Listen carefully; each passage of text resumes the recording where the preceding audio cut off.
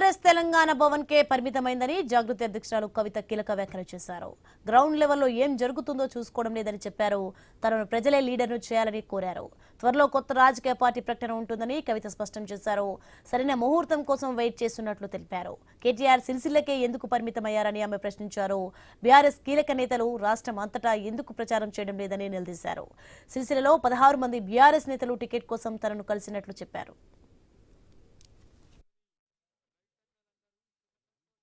ఎన్నికల్లో బుట్టెంగారి మాధవ్ రెడ్డికి BRF B Pharm ఇవ్వడాన్ని తాము ఖండిస్తున్నామని కవిత అన్నారు.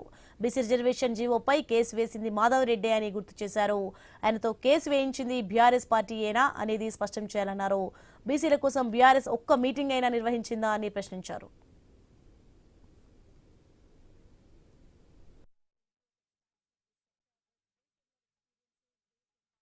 ఇవాళ జరుగుతున్నటువంటి మున్సిపల్ ఎన్నికల్లో బుట్టంగారి మాధవరెడ్డి అనేటటువంటి వ్యక్తికి బీఆర్ఎస్ పార్టీ టికెట్ ఇవ్వడాన్ని తెలంగాణ జాగృతి చాలా తీవ్రంగా ఖండిస్తూ ఉన్నది.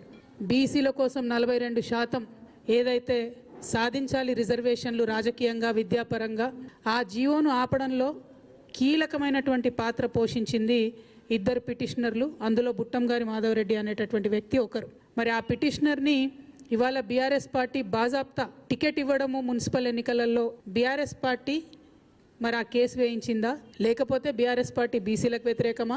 ఆనాడు కేవలం ఒక్క హరీష్ రావు గారే దీని వెనుక ఉన్నారని నేను అనుకున్నా.